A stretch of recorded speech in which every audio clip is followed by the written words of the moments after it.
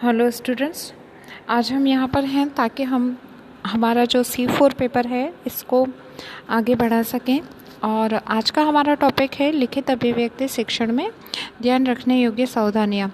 ध्यान रखिए, ये बहुत छोटे छोटे टॉपिक हैं, बहुत इजी लगते हैं, लेकिन जनरली ये पूछ लिए जाते हैं। जो शॉर्ट आंसर आते हैं उसमें सीधा लिखित कौशल में बरते जाने वाली सावधानियों का उल्लेख कीजिए। तो इस तरह के क्वेश्चंस आपको देखने को मिल जाते हैं। बेशक ये छोटी छोटी चीज़ें हैं, लेकिन आपको इनको ध्यान में रखना चाहिए। और आप जब इसको पढ़ेंगे तो अभी आपको लगेगा कि अच्छा, इतनी सारी चीज़ों का ध्यान रखना होता है, हमने तो इनमें से इन बातों पर कभी विशेष रूप से ध्यान दिया ही नहीं। तो एक टीचर होने के नाते ये बहुत आवश्यक है कि आप जब बच्चे लिखना सीख रहे हैं, इनिशियल वे में हैं, या उनमें सुधार की गुंजाइश होती है, हमेशा होती है हम लोगों में सुधार की गुंजाइश, और ख़ासकर जब छोटे बच्चे होते हैं तो उनको मॉड्यूल बहुत आराम से किया जा सकता है। तो किन किन बातों का ध्यान रखना चाहिए कि बच्चे किस तरीके से लिखें और उनका लेखन किस प्रकार का हो, तो इन टॉपिक को आज हम डिस्कस करेंगे। सबसे पहले है, लिखते समय बैठने का जो तरीका है वो उचित होना चाहिए। उचित तरीके से मतलब है कि अगर आपने कभी एग्जामिनेशन हॉल में या कहीं पे बच्चों को लिखते हुए देखा हो कि किस तरह से लिखते हैं, तो बच्चे या तो बेंच पे ही आड़े पड़ जाते हैं, गिर जाते हैं, गिर के और फिर उसमें मुंह रख के और इस तरह से लिखते रहते हैं। तो ये एक सही तरीका नहीं होता है। धीरे धीरे लेटर जो इसके इफ़ेक्ट होते हैं ये बहुत ख़राब होते हैं। दूसरा, जो अगर आपकी रीढ़ की हड्डी सीधी नहीं है, इट मीन्स आप कुछ भी सीखने के लिए तैयार नहीं हो। तो रीढ़ की हड्डी हमेशा हमारी सीधी होनी चाहिए।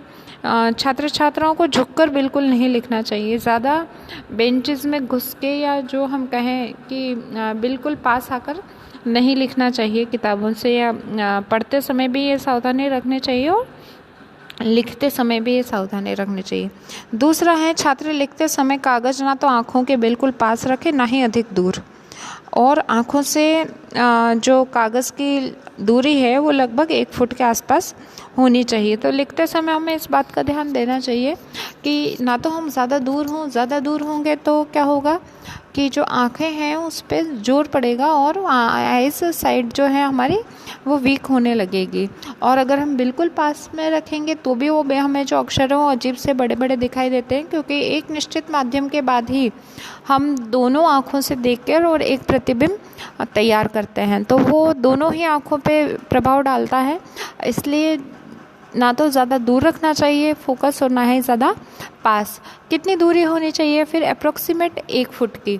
1 फुट का मतलब आप जानते हैं कि जो अपनी स्केल होती है बड़ी वाली, उसके आसपास की दूरी होनी चाहिए, या जो छोटी स्केल है तो वो 2 बार। 6 इंच की स्केल होती है, 12 इंच इक्वल टू 1 फुट, तो इतनी दूरी उसमें होनी चाहिए। फिर थर्ड पॉइंट है, लिखते समय स्थान आदि की उपयुक्तता पर अध्यापक को ध्यान देना चाहिए। स्थान का तात्पर्य ये है कि जो जहाँ पर बालक बैठा हुआ है तो वहाँ से वो बैठकर प्रॉपरली लिख पा रहा है। जैसे कि मान लो किसी बच्चे की आईसाइट वीक है तो उसे क्लास में अंत में नहीं बिठाना चाहिए, लास्ट रो में उसे पहले बिठाना चाहिए ताकि उसको ब्लैक बोर्ड से नज़र आ सके, तो वो उसके लिए उचित स्थान है। सपोज़ कोई बच्चा बिल्कुल कोने में बैठा है और वहाँ पे लाइट नहीं आ रही, या लाइट कम है, रोशनी नहीं है, या वहाँ पे पंखा नहीं चल रहा, गर्मी ज़्यादा है, तो छात्र कहीं ना कहीं लिखते टाइम डिस्कम्फर्ट फील करेगा। तो इस बात का ध्यान रखना चाहिए कि जो बालक है वो सही और उचित स्थान पर बैठा हुआ हो, प्रकाश की व्यवस्था हो, हवा की व्यवस्था हो, कमरे खुले हुए होने चाहिए जहाँ पर उजाला दिन का आराम से आ सके। ट्यूबलाइट की अधिक ज़रूरत ना हो तो उसे हम चालू ना करें, दिन के उजाले में पढ़ें हम, वो ज़्यादा उपयुक्त माना जाता है। तो इस तरह की जो क्वालिटीज़ हैं, लिखते समय हमें इन बातों का ध्यान रखना चाहिए कि प्रॉपर जो वो प्लेस है वो कैसा है। फिर है, लिखने का उचित तरीका बताना चाहिए। अब यहाँ पे आपको लगेगा कि उचित तरीका क्या, हम सभी तो लिखते हैं, लेकिन जो लिखने का उचित तरीका है वो क्या होता है कि जो पहली और दूसरी उंगली है उसके बीच में तो पेन होना चाहिए, और फिर हम उसे अंगूठे से ग्रिपिंग करें, यानी कि अंगूठे से पकड़े, तो पकड़ सही तरीके से बनाना सिखाना चाहिए। आपने अक्सर देखा होगा कि बच्चे पहली और दूसरी उंगली के बीच में पेन रख लेते हैं, तो उससे क्या होता है कि जो पहली उंगली का प्रेशर है और पेन का प्रेशर है वो दूसरी उंगली पर पड़ता है। उसके ऊपर नहीं रखना, उन दोनों के बीच में रखना है, यानी 3 चीज़ों का सपोर्ट देकर लिखना है, पहली उंगली, दूसरी उंगली और अंगूठा। तो ग्रिपिंग इस तरह की होनी चाहिए जो बच्चों को सही तरीके से सिखा सके। जबकि कुछ बच्चे होते हैं वो ऐसे लिखते हैं कि एक उंगली और एक अंगूठे से लिखते हैं, तो उनके जो एक फिंगर होती है उसमें दर्द होने लगता है, किसी किसी के गिठान पड़ जाती है। तो ये अलग अलग जो ग्रिपिंग का तरीका है, आप खुद का ग्रिपिंग एनालिसिस करिए और अपने आसपास वालों का करिए कि ये किस तरह से पेन को पकड़ते हैं। उसी से क्लियर हो जाएगा कि पेन की ग्रिपिंग सही कौन सी है और कैसी होनी चाहिए। तो ये जो ग्रिपिंग का तरीका होता है ये शुरू में ही बच्चों को सिखा दिया जाता है। वैसे तो आप ये कह सकते हैं कि फर्स्ट और सेकंड क्लास या नर्सरी क्लासेस में से ही ग्रिपिंग बनना स्टार्ट हो जाती है, उसी समय ग्रिपिंग बन जाती है। और आजकल जो ये गैजेट्स चल रहे हैं, मोबाइल है, स्मार्टफोन्स हैं और आप कहें लैपटॉप हैं, कंप्यूटर हैं, तो बच्चे इनके ज़्यादा यूज़ टू हो रहे हैं। इस वजह से क्या हो रहा है कि जो बच्चों की जो पहले बच्चे मिट्टी में खेलते थे तो उनके हाथों में उनको गूंदते थे तो उनमें ताकत रहती थी। आजकल के बच्चों की जो हड्डियां हैं वो बिल्कुल सॉफ्ट होती हैं, क्योंकि वो हार्ड चीज़ों से हम उनको खेलने ही नहीं देते, तो इससे बहुत ज़्यादा प्रॉब्लम हो रही है बच्चों की ग्रिपिंग में। तो ये एक शोध हुई थी अमेरिका में, इससे प्रूव हुआ था कि बच्चों में ग्रिपिंग बनाने में अब ज़्यादा दिक्कत आ रही है। और इसका जो रीज़न है वो ये है कि बच्चे प्रकृति से दूर होकर और गैजेट्स के अधिक पास होने लग गए हैं। तो ये जो चीज़ें हैं ये शुरू से ध्यान देने चाहिए और टीचर का दायित्व बनता है कि इसका ध्यान रखें। फिर है लिखने के साथ साथ पढ़ने के लिए भी प्रेरित करना चाहिए। कुछ बच्चे अंधाधुंध लिखते हैं, उनको पता ही नहीं है कि हम लिख रहे हैं वो सही भी है या नहीं है। उनको ये पता है कि ऊपर ये लिखा हुआ है और हमें ये लिखना है, लेकिन जब वो उसको कॉपी डाउन करते हैं तो there are lots of mistakes in that content. तो उनमें वो क्या करते हैं, बहुत सारी गलतियां कर देते हैं। गलतियां करने की वजह क्या है कि वो लिख तो रहे हैं लेकिन उसको पढ़ नहीं रहे कि उन्होंने सही लिखा भी है या नहीं लिखा। उनकी तरफ से उन्होंने लिख दिया और काम ख़त्म हो चुका। लिखकर उसको पढ़ने का जो काम है वो बच्चे नहीं करें। तो हमें इस बात पर ध्यान देना चाहिए कि बच्चे लिखते समय उसे वापस चेक भी करता चले हैंड टू हैंड कि मैंने जो लिखा है वो सही है या नहीं। अगर इसकी हैबिट एक बार बन जाती है तो फिर बालक को आगे दिक्कत नहीं आती, वो उसकी हैबिट में आ जाता है, आदत बन जाती है और धीरे धीरे वो परिपक्वता की ओर बढ़ने लग जाता है। फिर है कि कैसे लिखावट कैसी होनी चाहिए, तो अक्षर सुडोल होने चाहिए, सुंदर बनाने का प्रयास करना चाहिए। सभी अक्षरों तथा वाक्यों में लिखने का क्रम बाएं से दाएं रहे और शिरोरेखा यानी कि हिंदी में जो हम सिर बांधते हैं यानी कि ऊपर जो लाइन खींचते हैं वो बांधनी चाहिए। बहुत बच्चों को आलस आता है तो वो इस तरह से काम करते हैं, पहले तो लिख लेंगे फिर सब पर लाइन बना देंगे। तो ये तरीका गलत है। कोई भी चीज़ करने का जो तरीका होता है हमें उसी तरीके पर उस चीज़ को करना चाहिए। तो अक्षर ऐसे होने चाहिए जिनका शेप सही हो, बनाने का तरीका सही हो और जो हम लिख रहे हैं उसका क्रम सही हो, सबका क्रम बाएं से दाएं ही होना चाहिए। और जो शिरोबंध का प्रणाली है वो हमें अपनानी चाहिए। फिर है हमें विराम चिन्हों का उचित प्रयोग करना चाहिए। अनुस्वार, हलंत, मात्राओं के प्रयोग में सावधानी बरतनी चाहिए, क्योंकि जब हम हिंदी लिखते हैं तो आपको मैं पहले भी बता चुकी हूँ कि जो हिंदी भाषा है वो पूर्णतः मनोवैज्ञानिक भाषा है और वैज्ञानिक भाषा भी है।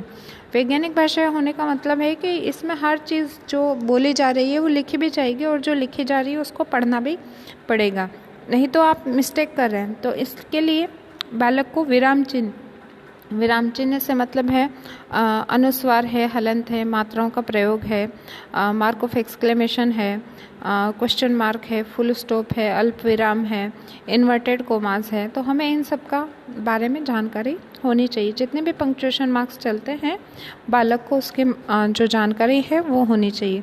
फिर है अक्षरों को खड़ी रेखा, अक्षरों की जो खड़ी रेखा है उनको तिरछी नहीं बनाकर सीधी बनाना चाहिए। लिखना एक कला है, अतः लिखने का प्रयास निरंतर होता रहना चाहिए।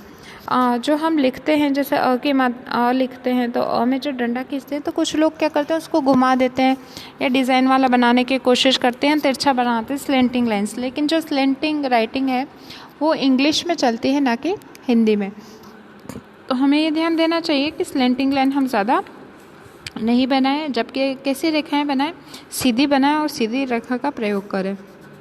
फिर है लेखन के प्रकार। कौन कौन से लेखन के प्रकार हैं जो प्रचलित हैं, तो एक तो होता है सुलेख। सुलेख का मतलब होता है कि हम जब छात्रों की लिखावट खराब नहीं भी होती या होती है तो उनको सुधारने के लिए सुलेख का अभ्यास करवाते हैं। वैसे तो ये इसलिए होती है कि जो जैसी राइटिंग है वैसी ही बनी रहे और बच्चे और से और ज़्यादा सुंदर लिखने का प्रयास करें। और सुंदर लिखावट जो होती है तो वो बहुत ही ज़्यादा एक प्रभाव डालती है। और मैं इसमें एक वाक्य शेयर करना चाहूँगी आपको। ये जो वाक्य है ये है जो अपने राष्ट्रपति पिता थे महात्मा गांधी जी, उनके बारे में है कि उन्होंने कहा था कि मैं नहीं जानता कि मुझ में कभी ये विचार आया कि सुलेख शिक्षा का कोई आवश्यक अंग है या नहीं है, लेकिन ये विचार मुझे विलायत जाने तक मुझ में कहीं पर भी नहीं था कि सुंदर जो लिखावट है ये होना ज़रूरी है। लेकिन जब मैं दक्षिण अफ्रीका गया और दक्षिण अफ्रीका में जन्मे जो नवयुवक थे, जब मैंने उनकी सुंदर लिखावट को देखा तो मुझे जो अपनी लिखावट थी इस पर बहुत ही ज़्यादा लज्जा आई तथा मैं बहुत पछताया कि मैंने देखा कि जो अब मेरी बुरी लिखावट थी यानी कि गंदी लिखावट थी उसको मैं सुधारना चाहता था, लेकिन अब मैं इतना आगे निकल चुका था कि मुझे बहुत देर हो चुकी थी और मैं युवावस्था में जो वो भूल थी मेरी बालपन की उसको ठीक नहीं कर पाया। और मेरे उदाहरण से मैं सभी नवयुवक और नवयुवतियों को चेतावनी मिलनी चाहिए तथा सभी शिक्षकों को समझना चाहिए कि सुलेख लिखना शिक्षा का एक आवश्यक पहलू है, तो इसे जो विद्यालय हैं इसमें अनिवार्य किया जाए। तो ये महात्मा गांधी जी ने कहा था क्योंकि उनकी राइटिंग अच्छी थी नहीं और उन्होंने कभी उस पर फोकस नहीं किया, उनको आवश्यक भी नहीं लगा। लेकिन आवश्यक कब लगा उनको, जब वो विदेश गए, विलायत गए और वहाँ पर उन्होंने देखा कि ये सब तो बड़ा सुंदर राइटिंग में लिख रहे हैं और मेरी राइटिंग बिल्कुल अच्छी नहीं है। लेकिन ये जो आदत है ये बचपन में डाली जाने वाली आदत है। बाद में लेटर लाइफ में आप चाहें कि हमारी राइटिंग बहुत अच्छी हो जाए तो वो संभव नहीं हो पाता। फिर है दूसरा अनुलेख। अनुलेख क्या होता है? किसी लिखावट के पीछे या बाद में लिखना। अगर आपने छोटे बच्चों की किताबें देखी हो तो उनको राइटिंग बुक प्रोवाइड करवाई जाती है, उसमें वही डॉट डॉट यानी कि रूपरेखा अनुकरण विधि से एक सेंटेंस लिखा हुआ होता है और नीचे जगह छोड़ रखी होती है। तो इसके लिए और लिखने का पूरा तरीका बता रखा होता है कि हम इसको किस तरह से लिखेंगे, कौन सा वर्ड कहाँ से स्टार्ट होगा और कहाँ तक रहेगा और किस तरह से उसका जो मोड़ है या घुमाव है वो दिए जाएंगे।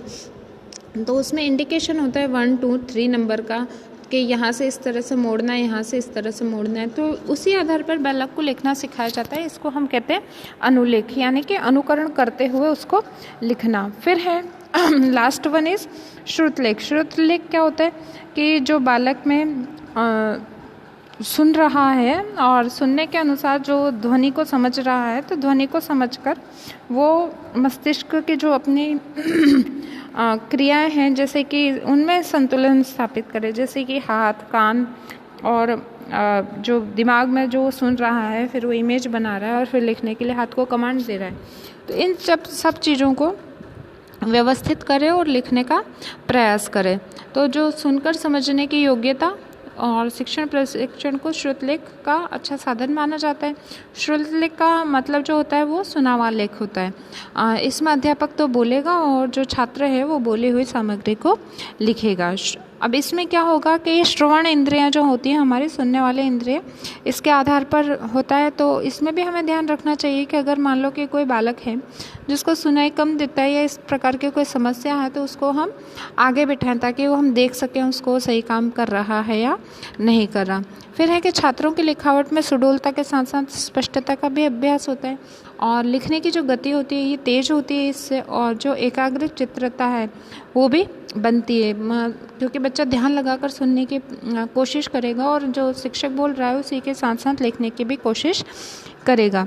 तो ये जो हमने आज देखा कि किस किस प्रकार की सावधानियां बरतनी चाहिए, कैसे लिखना चाहिए और कैसे नहीं लिखना चाहिए, तो मुझे उम्मीद है कि आप अगर आपके अंदर भी कोई कमी होगी तो सुधारने का प्रयास करेंगे या अपने आसपास अपने छोटे भाई बहनों को या किसी बच्चे को लिखते हुए देखेंगे तो उसको भी सुधारने का प्रयास करेंगे। और इसी में मैं खुद के साथ हुआ एक वाकया शेयर करना चाहूँगी कि एक बार मैं कोई एग्ज़ाम दे रही थी और पूरा हॉल भरा हुआ था और उस एग्ज़ाम्स में क्वेश्चन से घूम घूम के आते हैं कि समझ में नहीं आता कि क्या सही है क्या गलत है, और लंबे लंबे उसमें कथन होते हैं। कथन में से आपको ये भी नहीं बताना होता है पर्टिकुलर कौन सा एक सही है या एक गलत है। आजकल बहुत चेंज हो चुका है। नेट का पेपर था वो, तो मैं उसमें सिर पर हाथ रखकर, मुझे पता ही नहीं चला कि कब मेरे सिर पर हाथ चला गया और मैं सिर पर हाथ रखकर पढ़ रही थी। उस क्वेश्चन पेपर को सोल्व करने की कोशिश कर रही थी। तो उस रूम में जो एग्ज़ामिनर घूम रही थी, एक लेडी वो आई और उन्होंने धीरे से मेरा जो हाथ था वो मेरे सिर पे से हटाया और मुझसे कहा, स्ट्रेस मत लो, आराम से लिखो, आराम से सोचो, पढ़ो, और इतना बर्डन मत लो, क्योंकि अगर इतना बर्डन लोगे तो आपको जो आ रहा है वो भी नहीं आएगा। तो कहीं ना कहीं मुझे लगा कि ये जो कितना एक्टिविटी फॉलो कर रही थी उस समय, और अनायास ही मुझे पता ही नहीं चला कि मेरे सिर पे कब हाथ रख के और मैं इस तरह से बैठी हुई थी। तो ये हर इंसान के साथ हो सकता है। ये मैं आपके या मेरे साथ होने की बात नहीं करी। गांधी जी के साथ अलग वाक्य हुआ, आपके साथ अलग वाक्य हुआ, लेकिन बात होती है कि हम उस वाक्य से सीख जाएं और अपने आप में सुधार लाएं। तो बेशक आप लोग भी अपने आसपास के बच्चों को देखेंगे और सुधार लाने की कोशिश करेंगे। आज के इस वीडियो में इतना ही, और आगे हम नया टॉपिक लेंगे, नया बात शुरुआत करेंगे। Thank you.